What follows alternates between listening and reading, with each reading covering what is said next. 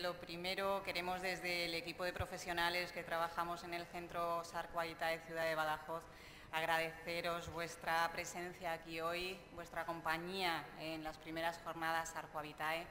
Por supuesto, a los compañeros que vienen de distintas partes de España, de otros centros, de servicios centrales, de los departamentos. Creo que está resultando interesante a mi forma de ver, por supuesto. Espero que os esté gustando y dejaros nuestro centro como referencia de esta empresa, de este grupo Sarco Habitae, como nuestras puertas abiertas y nuestro tiempo para cualquier duda, cualquier consulta, cualquier cuestión que queráis plantearnos. Ya sabéis que estamos abiertos a investigación, a proyectos y bueno, qué deciros, invitaros a mi centro, a que vengáis y lo conozcáis. Bueno, es un verdadero placer para mí y tengo que agradecer su presencia hoy aquí porque aparte tienen unas circunstancias personales difíciles y sin embargo está con nosotros esta mañana a la doctora Alicia Berenguer. Creo que, bueno, que sobrarían las palabras, con lo cual voy a decir más bien poquito. Sin duda es un profesional de prestigio y de referencia en nuestra región. Es licenciada en Medicina y Cirugía por la Universidad de Extremadura, médico especialista en neurología. Realizó su residencia en el Hospital Infanta Cristina de Badajoz. Tras un breve periodo de tiempo en el que trabaja en la sanidad pública, comienza su trayectoria profesional en la sanidad privada. En el año 2005 inaugura la primera unidad de rehabilitación cognitiva en Extremadura. Desde entonces trabaja y dirige la Neuroclínica Berenguer, centro especializado en el daño cerebral y neurorehabilitación. Ofrece un servicio multidisciplinar especializado en la recuperación de las funciones superiores dañadas, bien por deterioro o lesión cerebral.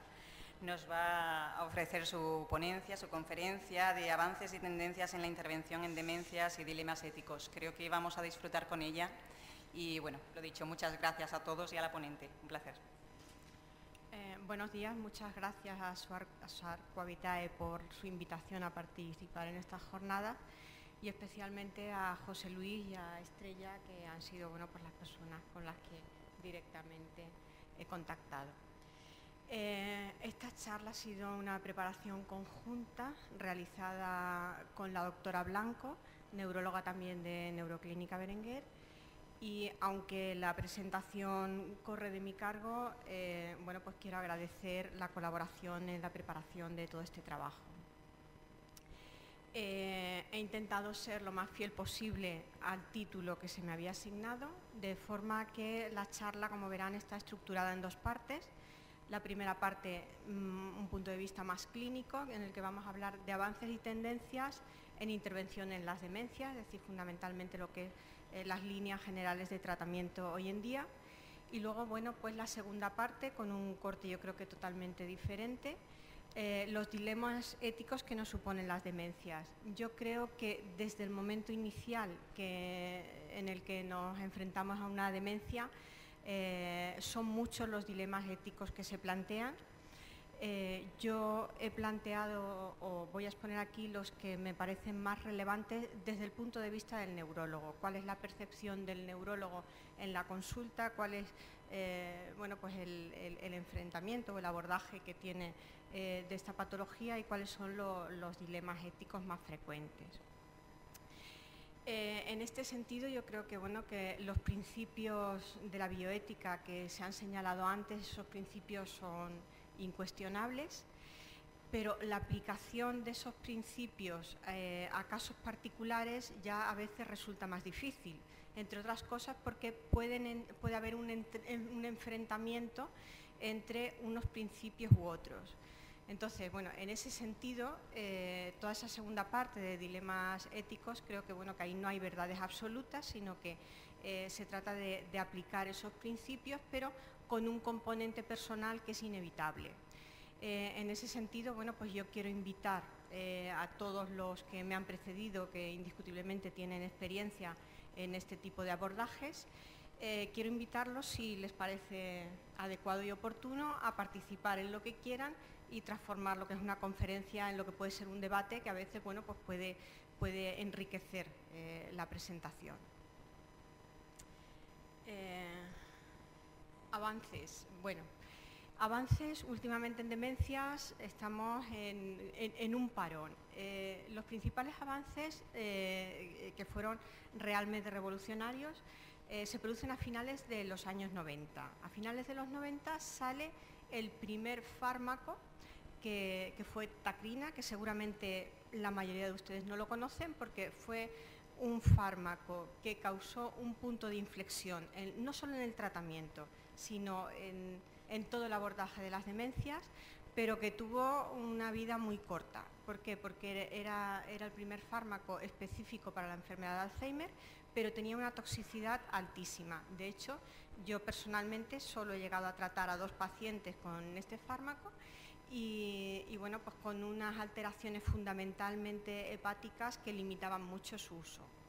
En torno al año de haber aparecido la tacrina, apareció el Aricept, ya realmente un fármaco que sigue vigente hoy en día, muy utilizado, y a partir de ahí, ya digo, no solo se modificó el tratamiento, puesto que se inició dicho tratamiento, sino que yo creo que el abordaje a todos los niveles frente a las demencias cambió. Mi sensación es que antes de esas fechas las consultas de neurología realmente atendían a pocos pacientes con demencia. ¿Por qué? Pues porque había una actitud más bien nihilista, no se podía hacer nada con el enfermo de Alzheimer, por hablar de la demencia más frecuente, por lo tanto, bueno, pues un tratamiento sintomático para paliar las complicaciones que se presentaban y muchas veces no eran derivados a las consultas especializadas. La posibilidad de poder aplicar un tratamiento yo creo que cambia radicalmente esa tendencia y realmente hoy en día los pacientes con deterioro cognitivo suponen un porcentaje importante dentro de una consulta de neurología general.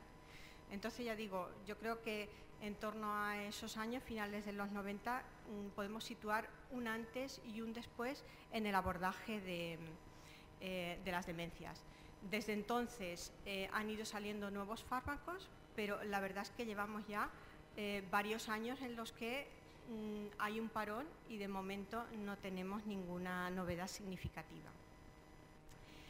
El otro punto importante en cuanto a avance en el tratamiento de las demencias supone para mí el uso o la extensión en el uso de los neurolépticos atípicos.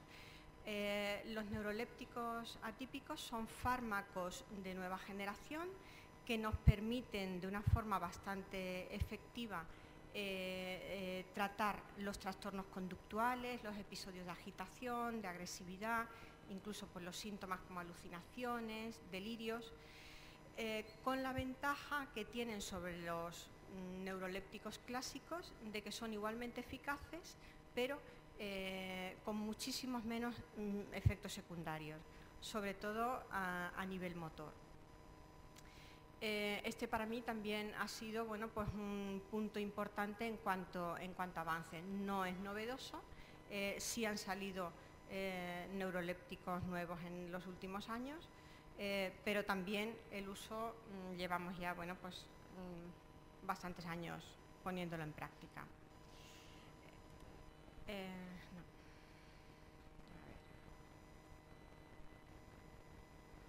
Exit. A ver,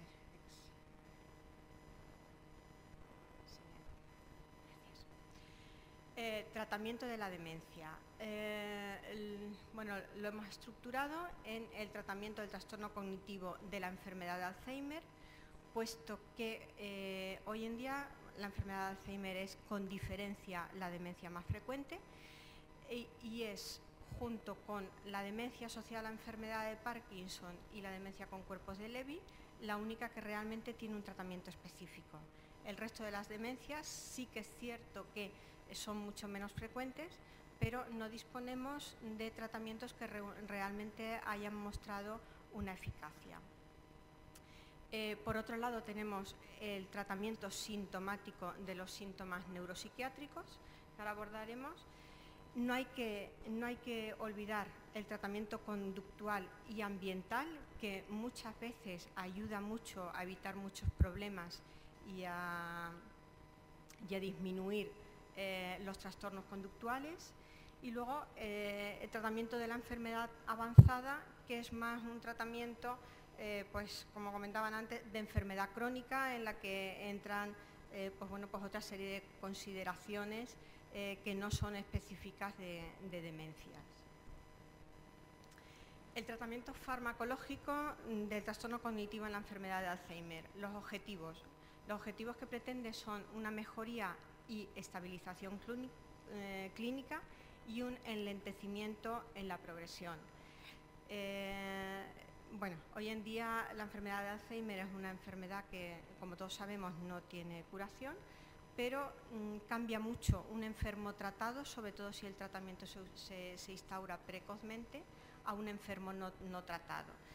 Vamos a conseguir una menor velocidad en la progresión de la enfermedad con un tratamiento adecuado y vamos a disminuir mucho las complicaciones, sobre todo en el sentido de esos trastornos conductuales que realmente son muchas veces problemáticos. Tenemos dos grupos farmacológicos, colinérgicos y antiglutamatérgicos.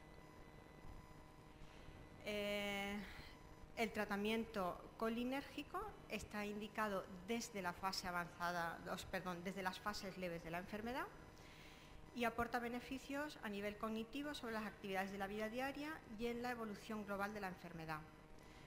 También aporta beneficios en cuanto a que reduce los trastornos conductuales como la agitación, los delirios y las alucinaciones.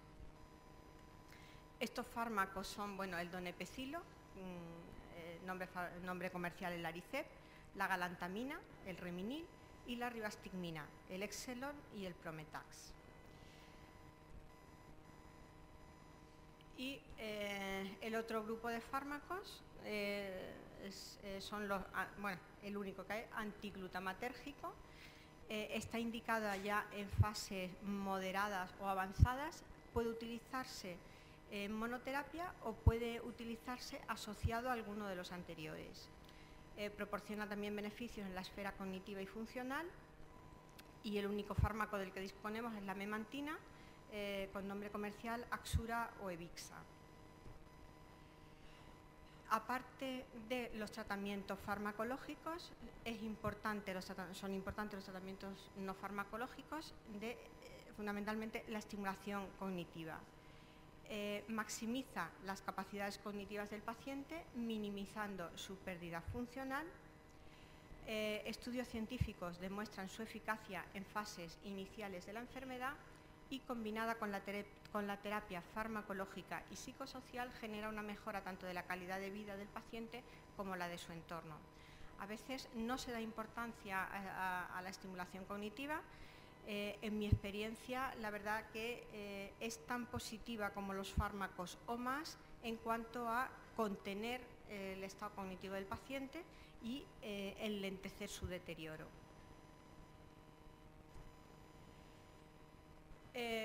Por otro lado, tendremos el tratamiento de los síntomas neuropsiquiátricos que se presentan hasta en el 90%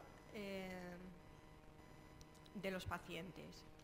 Las manifestaciones conductuales más frecuentes son la agitación, la manía, que bueno, pues que se trata de una situación, podríamos decir, opuesta a la depresión, la ansiedad, la apatía y la psicosis, bastante frecuentes, con presencia de alucinaciones y con presencia muchas veces de una interpretación delirante de la realidad.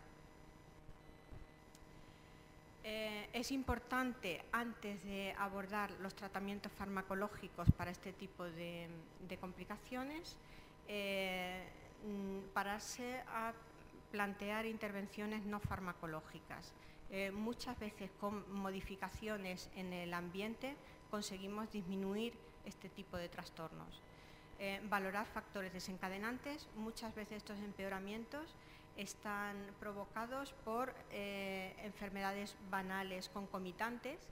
Hay que tener presente que el paciente con demencia muchas veces no sabe expresar la causa de un disconfort y sencillamente puede manifestarla pues bueno, pues como con este tipo de trastornos o de síntomas. Hay que determinar la intensidad del síntoma y su repercusión.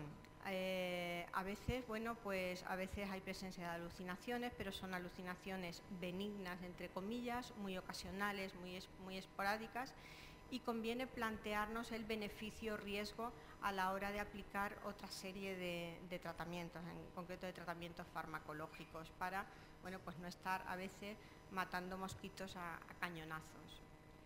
Utilizar actuaciones cognitivas, conductuales y la modificación del paciente. En este sentido, yo creo que es muy importante la instrucción a los cuidadores. Cuando el paciente convive con la familia, muchas veces la causa de todos estos trastornos conductuales está provocada o favorecida por una discordancia entre lo que el paciente o el familiar piensa que el paciente puede hacer y lo que realmente el paciente es capaz de hacer. A veces a la familia les cuesta tomar conciencia de las limitaciones y de las necesidades que tiene un paciente con demencia y realmente le está exigiendo cosas que no están en su mano el poder hacer. Cuando los familiares comprenden las necesidades y cómo ayudar en ese sentido a un paciente con demencia, todo este tipo de situaciones se ven minimizadas. Si todas estas medidas fracasan, habrá que recurrir al tratamiento farmacológico. Bueno, un poco me adelantaba anteriormente al comentar que, bueno, pues que dentro de estas intervenciones no farmacológicas es importante la instrucción o la intervención del cuidador. Las intervenciones farmacológicas habrá que aplicarlas cuando fracasan las medidas no farmacológicas y hay una serie de premisas que tendríamos que tener en cuenta. Utilizar siempre medicación con evidencia empírica de eficacia y máxima probabilidad de tolerabilidad y seguridad. El segundo punto, a veces es difícil de entender por la familia, utilizar dosis bajas, un aumento lento y gradual. ¿Por qué? Porque muchas veces tenemos que aplicar esta serie de tratamientos cuando hay situaciones realmente difíciles de manejar. Un paciente demenciado que tiene agitación, que tiene alucinaciones, que tiene ideas delirantes, a veces hay que hacer verdaderos esfuerzos de contención y cuesta trabajo mentalizar a la familia que quiere una respuesta inmediata y tener solucionado el problema, de que es importante seguir un procedimiento gradual e ir viendo la respuesta a las dosis inicialmente instauradas de medicación. Evaluar los síntomas de interés y la toxicidad. En este sentido tenemos que tener en cuenta que casi todos los fármacos que vamos a utilizar tienen un importante efecto negativo, a veces más importante, a veces menos, pero un cierto papel negativo en la movilidad del paciente. Son fármacos que tienen síntomas extrapiramidales, la mayoría, en mayor o menor medida, es decir, que producen trastornos de la marcha, lentitud, tendencia a arrastrar los pies, inestabilidad. Eso nos aumenta el riesgo de caídas y hay que evaluar pues, beneficio-riesgo a la hora de plantearse todos estos tratamientos. Suspensión del tratamiento si es nocivo o ineficaz. Y por último, bueno, también tenemos que valorar cuándo retirar ese tratamiento.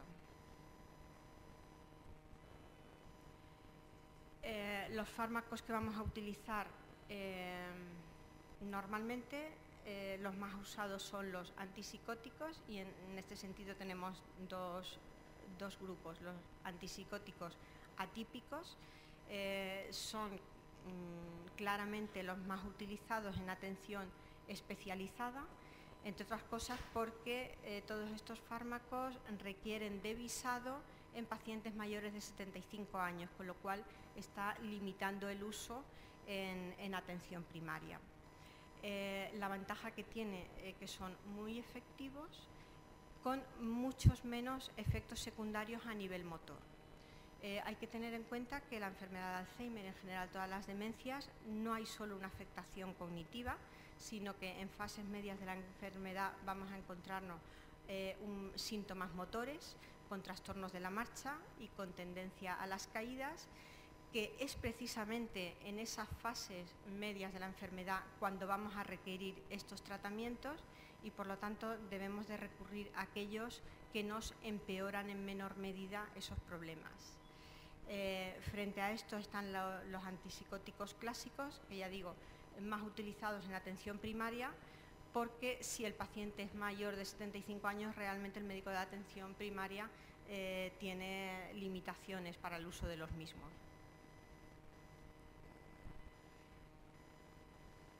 Otro tipo de fármacos que podemos utilizar son las benzodiazepinas, los tranquilizantes clásicos. Generalmente son menos útiles, menos extendidos, y aquí siempre hay que tener en cuenta que en este tipo de pacientes pueden tener efecto paradójico. Entonces, es decir, que en vez de tranquilizar al paciente, lo que pueden hacer es provocar mayor agitación. Los antidepresivos, la trazadona, nombre comercial el Deprax, tiene efectos sedantes, puede también ser de gran ayuda y sobre todo es muy útil en los trastornos de sueño. Es un fármaco muy bien tolerado en población anciana, es muy bien tolerado en pacientes con demencia y ayuda mucho al control de los trastornos del sueño. Otro grupo farmacológico que también tendremos que utilizar, bien para tratar la depresión, bien para tratar la ansiedad, son los llamados inhibidores selectivos de la recaptación de serotonina. A veces los anticonvulsivos, como la carbamazepina, el ácido valproico, también incluiría yo aquí la gabapentina, tienen efectos beneficiosos en el control de todos estos trastornos conductuales. Y luego, señalar que el uso de los fármacos antidemencia, esos tratamientos específicos que señalábamos al principio, una de las ventajas que tiene es que disminuye el riesgo de todos estos trastornos conductuales. Por último, en el tratamiento de la enfermedad de la demencia avanzada, nos vamos a encontrar con una serie de situaciones que no son específicas de demencia, sino de muchos enfermos crónicos, como infecciones, el riesgo de neumonías por aspiración, las dificultades en la alimentación, bien por las dificultades de deglución, bien porque hay trastornos propiamente alimentarios, el estreñimiento, las úlceras de decúbito, el dolor, convulsiones o mioclonus, y pues habrá que dar respuesta a todos estos problemas. Dentro de las demencias avanzadas seguimos teniendo como problemas bastante frecuentes todos los síndromes conductuales. Aparte de los que hemos citado antes, es frecuente la resistencia a la atención. Muchas veces no hay una agitación, digamos, espontánea, sino que lo que aparece es una resistencia a la atención. El paciente, no comprende la necesidad de muchas actuaciones externas y realmente su respuesta es en forma de agitación o de agresividad.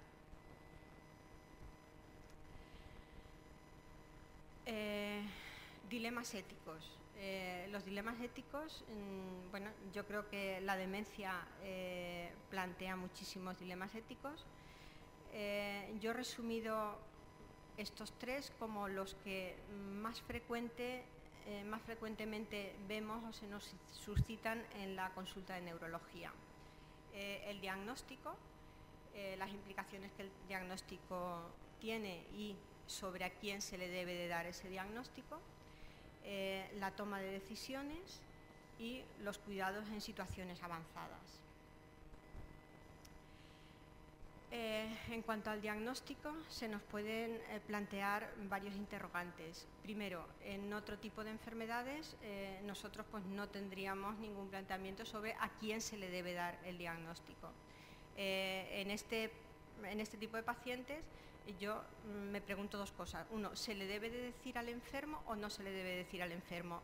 Y más allá, independientemente de si el enfermo debe de recibir el diagnóstico o no, ¿se le debe de comunicar a otra persona o no? Entonces aquí, como decía antes, bueno, pues a lo mejor pueden entrar en conflicto distintos de los derechos bioéticos o de los principios bioéticos que antes señalábamos. Si nosotros atendemos al principio de autonomía, bueno, realmente el paciente debería de ser informado sobre su enfermedad. Si atendemos al principio de beneficencia, yo siempre me pregunto, bueno, ¿yo qué beneficio le aporto al enfermo que tiene una enfermedad de Alzheimer, de decirle que tiene una enfermedad de Alzheimer? Mi opinión personal es que no se le aporta ningún beneficio. Primero, el enfermo de Alzheimer muy rara vez acude de motu propio a la consulta. El enfermo de Alzheimer o de otra demencia generalmente es traído por la familia porque está detectando problemas. Cuando les preguntamos qué es lo que le pasa, el enfermo dice, no, yo estoy bien. Lo que pasa es que se han empeñado en que vengan, pero yo estoy bien. Entonces, una persona que no tiene conciencia de enfermedad, que realmente decirle, usted tiene una enfermedad de Alzheimer, va a ser una losa que va a caer sobre él porque tiene una carga y unas implicaciones que a nadie se le escapan. ¿Realmente se le debe de decir, usted tiene una enfermedad de Alzheimer?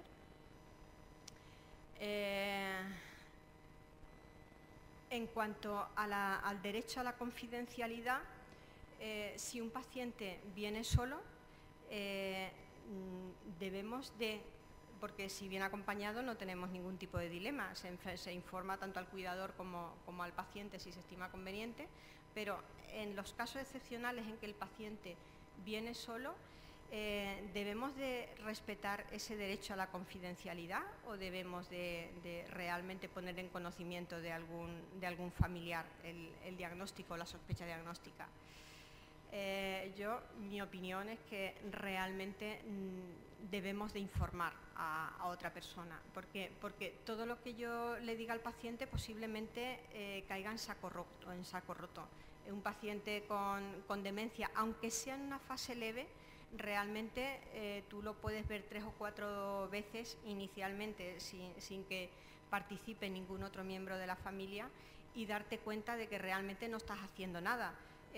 Las pruebas no entiende bien qué es lo que le has dicho que tiene que hacer y qué no hacer, llega a la revisión con la mitad de las pruebas, la otra mitad no se la ha hecho, los tratamientos no los entiende, los tratamientos luego no los cumple.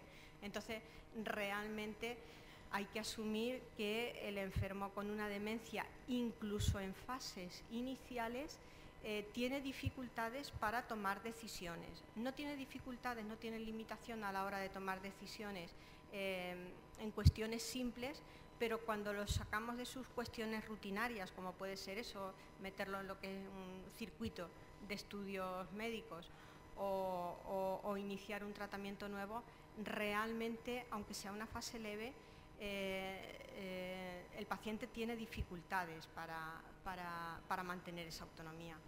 Entonces, bueno, pues ahí entra el conflicto entre el derecho a la confidencialidad y la obligación nuestra de buscar un beneficio para el paciente y, por lo tanto, contactar con algún familiar y exponer la situación.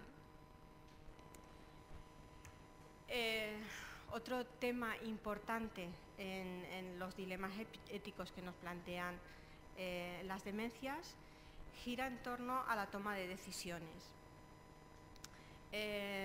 Realmente la práctica que nos encontramos es que son muy pocos los pacientes con demencia, independientemente del grado de afectación, que realmente está reconocido el grado de incapacidad o hay un reconocimiento de incapacidad legal. la demencia es una enfermedad progresiva, por lo tanto, esa capacidad de toma de decisiones yo la entiendo también como una progresión. No es que el paciente desde el principio esté incapacitado para tomar todo tipo de decisiones, pero sí que es cierto que el paciente desde el principio tiene limitada su capacidad de toma de decisiones.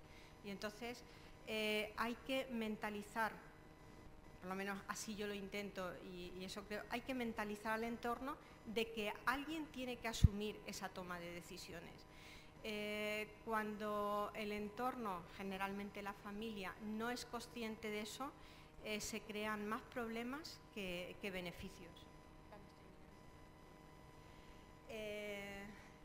Otro punto que incide en este sentido es que que dificulta es que generalmente el paciente con demencia no tiene conciencia de las propias limitaciones, lo cual dificulta el manejo. Decía antes que la asunción de responsabilidades por parte del cuidador es importante y a veces en este sentido pienso que cuesta trabajo que la familia lo acepte. El paciente con demencia es por definición dependiente en cuanto a la toma de decisiones, en mayor o menor complejidad o en mayor o menor medida, pero es dependiente. Y bueno, pues habrá casos en los que realmente hay que solicitar el reconocimiento de incapacidad.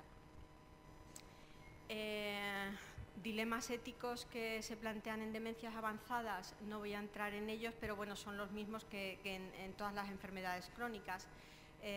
Si hay que reanimar o no reanimar a un paciente que padece una demencia, cuáles son los beneficios y cuáles son los inconvenientes, habida cuenta además de que una parada cardiorrespiratoria va a provocar un deterioro cognitivo añadido al que ya había antes.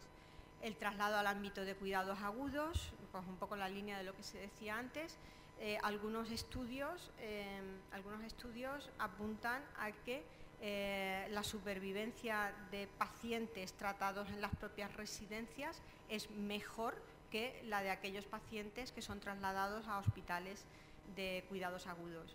El tema de la alimentación por sonda en cuanto a beneficios que aporta, en cuanto a incomodidades o a aspectos negativos en cuanto a la calidad de vida para el paciente, todo lo que son los cuidados paliativos y retirada de medicación específica. Hay quien plantea si en fases avanzadas se debe de retirar la medicación específica para enfermedad de Alzheimer o no. Mi opinión es que no, pero es una opinión. Ahí no hay nada establecido al respecto.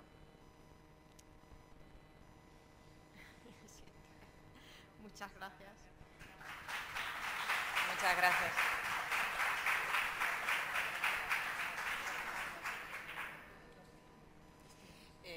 Bueno, creo que les dejo ya con la clausura de las jornadas. Un placer, gracias.